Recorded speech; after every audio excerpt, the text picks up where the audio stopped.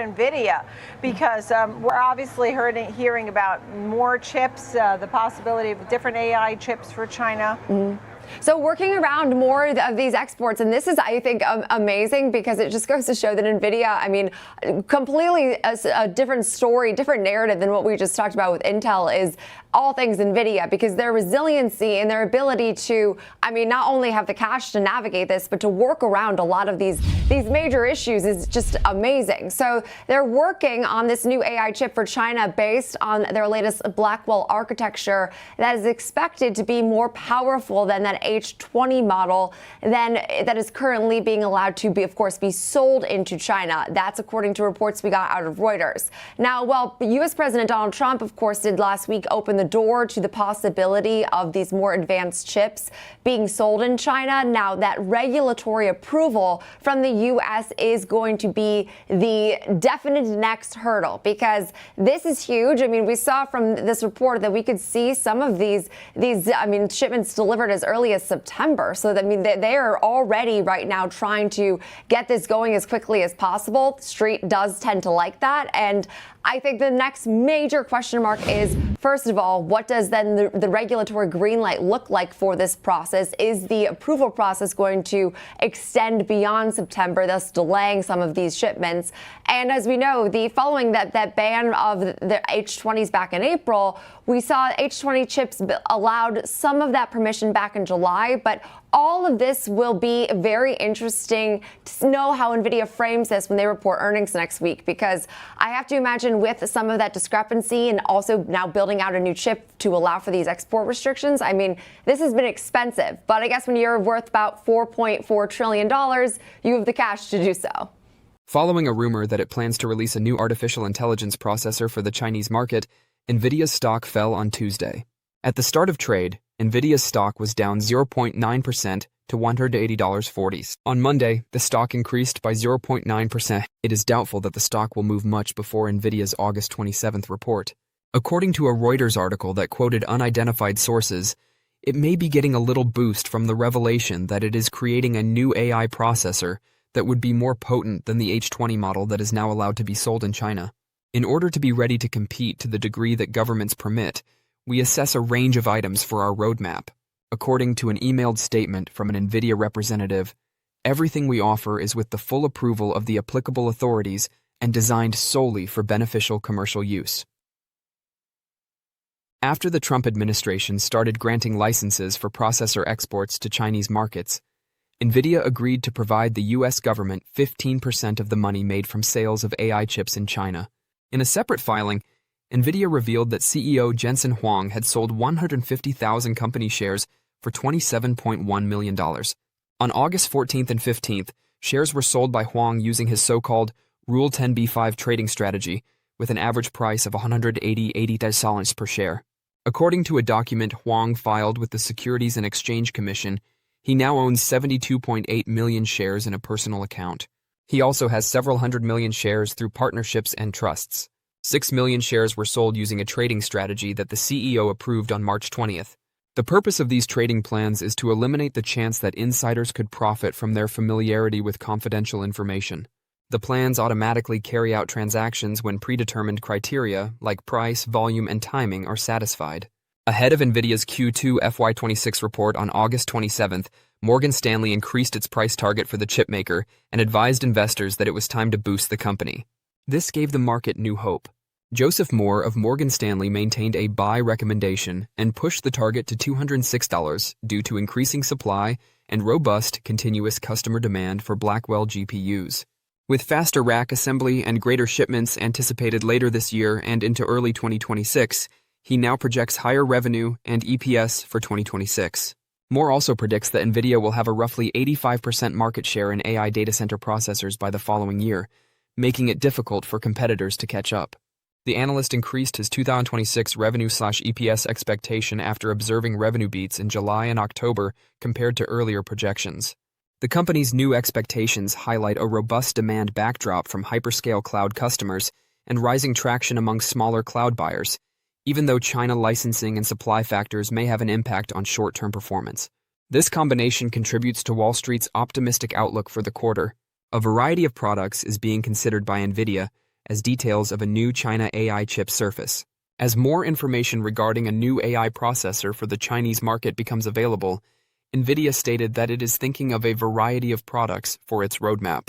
This comes after recent indications of progress in gaining the Trump administration's clearance to increase sales within the nation. According to Reuters on Tuesday, NVIDIA may try to send test samples of the new technology to Chinese customers as early as next month. The business recently obtained authority to begin selling in China after reaching an agreement with President Trump to pay the U.S. government 15% of its China chip income. The new chip, tentatively dubbed the B30A, is more sophisticated than the H20 chip and is built on NVIDIA's Blackwell architecture. Speaking to Investopedia on Tuesday, an NVIDIA representative stated that the business wants to be ready to compete to the degree that governments permit and that everything it offers is approved by the relevant authorities and created only for profitable commercial usage. In recent trade, NVIDIA's stock dropped by almost 3%. Nevertheless, following their recent surge in response to optimism regarding the company's sales in China and the robust demand for AI gear, they have gained almost a third of their worth this year. Wall Street analysts view the recent licensing deal as having a slippery slope. Some on Wall Street have expressed concerns about what the recent 15% revenue-sharing agreements for NVIDIA and Advanced Micro Devices, AMD, could mean for American tech companies navigating rapidly shifting China trade policies, even though many saw them as a positive development for the companies, which suffered from export restrictions earlier in the year. A lack of clarity over whether and how much companies could be forced to pay to sell such products in China is the reason why Bernstein analysts noted last week that the deals felt like a slippery slope to them. According to the analysts, it may raise some money, but it doesn't seem to address any strategic issues beyond a grab for dollars. Trump said last week that, following more discussions, he would be amenable to extending NVIDIA's licensing to include more potent chips. When the chipmaker releases its most recent quarterly financial results after the bell on August 27th, NVIDIA CEO Jensen Huang may be questioned about the company's future intentions.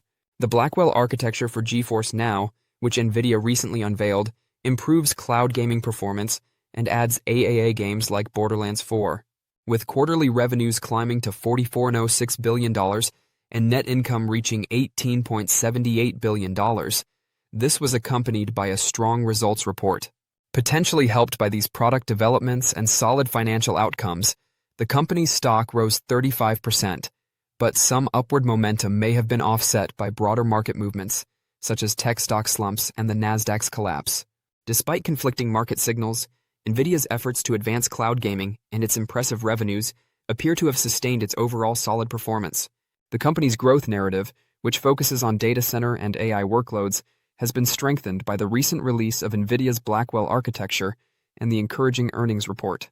By increasing its AI presence with partners like Toyota and Uber, these developments are anticipated to strengthen NVIDIA's leadership in the gaming and automotive industries. Potential revenue streams from these areas seem prospective if the company adds games like Borderlands 4 and improves cloud gaming functionality. Future profits and margin improvements appear to have a solid financial basis, as seen by the reported quarterly revenue and net income rises to $44.06 billion and $18.78 billion, respectively. NVIDIA's strong performance in comparison to the overall market over the last 5 years has resulted in a very substantial total return for its stockholders of 35.58%. NVIDIA's stock beat the U.S. semiconductor industry, which achieved a return of 32.4% during the last year. This suggests a great fit with industries with rapid growth and an exceptional capacity to profit from new developments in semiconductors. The analyst consensus price objective of US $185 a ton indicates a modest 1.9% possible upside in relation to the current share price of US $182.01. This price movement suggests that analysts believe the company is properly valued, but if growth estimates are satisfied, higher sales and earnings projections may prompt future reassessments. These advancements are essential for advancing NVIDIA's financial and market position as it keeps growing its presence in AI and cloud gaming, even in the face of current operational and regulatory obstacles. The amount that a stock's price fluctuates over time is significant to the majority of investors. In addition to having an effect on your investment portfolio, it can assist you in comparing the performance of investments made in other areas and businesses. Fear of missing out, or FOMO, is a factor in investing as well, especially when it comes to well-known consumer-facing stocks and IT behemoths. So, what implications does this have for NVIDIA's stock? Let's explore that. But first, a big thank you to those of you who've stuck with us this far. Creating these videos takes significant effort and dedication, so if you're enjoying the content, please hit the like button, subscribe to our channel, and share your thoughts on NVIDIA stock in the comments. Your support truly helps us grow. Now, let's get back to the video. What if you had made an investment in NVIDIA a decade earlier? How much would your investment be now if you had held on to NVIDIA for all that time? It might not have been simple. Let's examine NVIDIA's primary business drivers in light of that. The Graphic Processing Unit, or GPU, was created by NVIDIA Corporation, which is the global leader in visual computer technologies.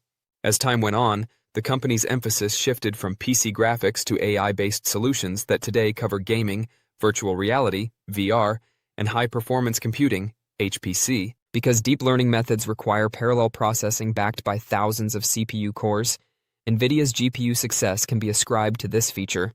The development of multi-billion-dollar end industries like robotics and self-driving cars is greatly aided by the company's GPU platforms. In the markets for data centers, professional visualization, and gaming, NVIDIA is a market leader, with advanced micro devices and Intel lagging behind. One important driving force is the company's alliance with nearly all of the largest server vendors and cloud service providers, CSPs. Additionally, a wide range of industries, like precision agriculture and radiology, are quickly adopting NVIDIA's GPUs. The world's best supercomputer, which is housed in Oak Ridge National Laboratories in the United States, as well as the best supercomputers in Europe and Japan, are powered by the company's GPUs. NVIDIA, based in Santa Clara, California, announced $130.5 billion in sales for the fiscal year 2025, an increase of 114% from $60.92 billion for the fiscal year 2024. Graphics and compute and networking are NVIDIA's two revenue segments.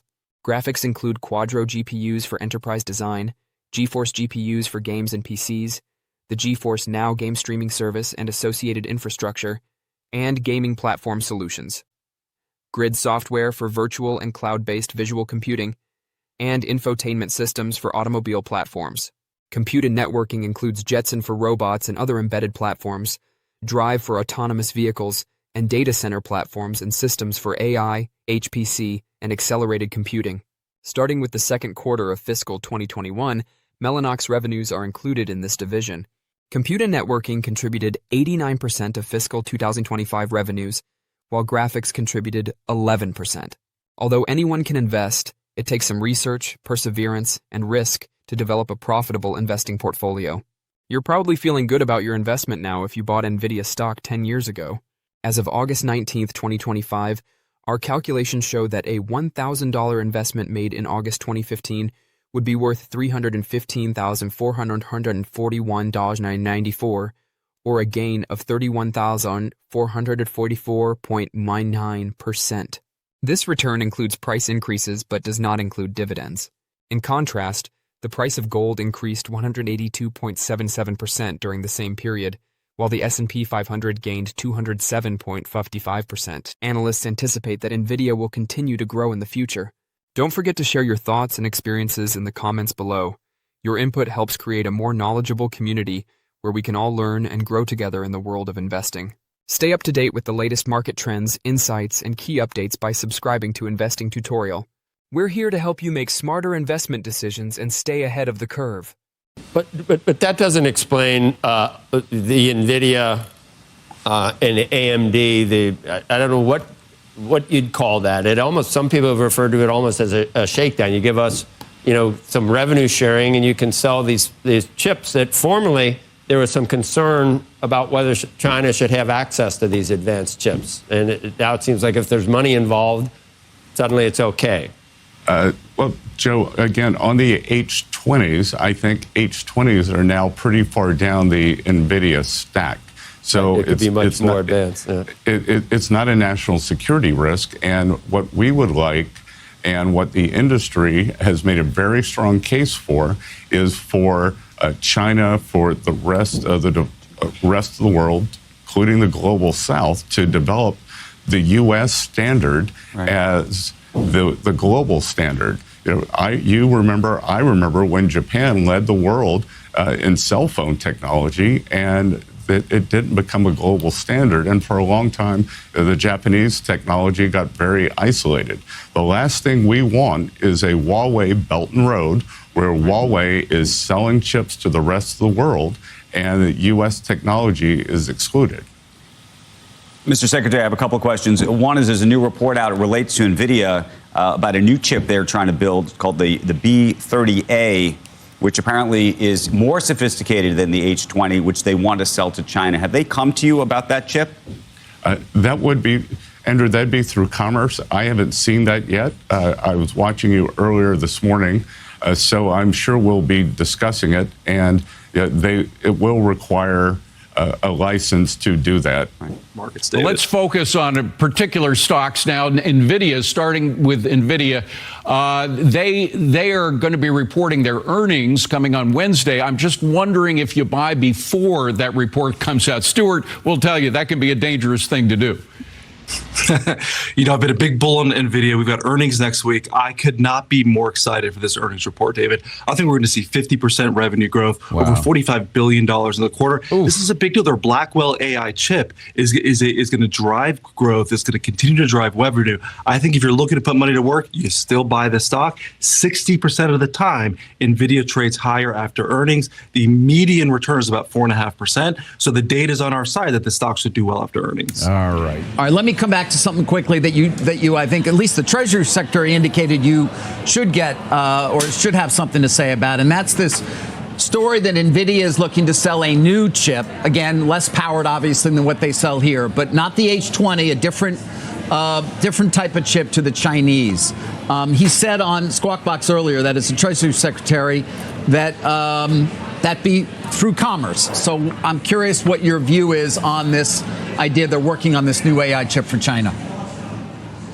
Well, look, NVIDIA is a $4 trillion company for a reason, because Jensen has always tried to sell more things. I mean, the guy is fantastic. So the fact that he comes up and says, I have an H20 chip, I'm trying to sell those, but those are like 4 generations back. I'd like to have a newer one that I can sell to China. Of course he would like to sell a new chip to China. And, you know, I'm sure he's pitching the president all the time. I've listened to him pitch the president. And the president listens to our great technology companies, and he'll decide how he wants to play it. But the fact that Jensen is pitching a new chip shouldn't surprise anybody. Of course he is. He's good at it too, isn't he? Oh, baby, he is great. You can't be worth $4 trillion and not be amazing. So let's start with NVIDIA, reportedly working on a new AI chip for China that will outperform the H20. Current restrictions prevent them from sending their top-of-the-line Blackwell chips. And Mike Lee, come on back in. Your stock picks, does that report strengthen your bull case? Yeah, and what's wild, it's the same thing like I was just talking about with CoreWeave, is that the market is predicting that 15 months from now to 18 months from now, the growth rates for all of these artificial intelligence stocks is just going to collapse. And that all this 50, 75% year-over-year growth goes to like 15 or 10%. And it's just not a reality. So NVIDIA is going to have a blowout quarter. The expectations are too low. And not only are they going to beat this quarter, they're going to raise estimates substantially now that they can do business in China, now that they're going to have a separate product line to sell there. So one thing to consider with them, for every chip they sell, they have demand for 15. And, you know, next year and the year after, they're going to come out with something 5 to 10 times as fast that's on the market right now. So we are living in unprecedented times.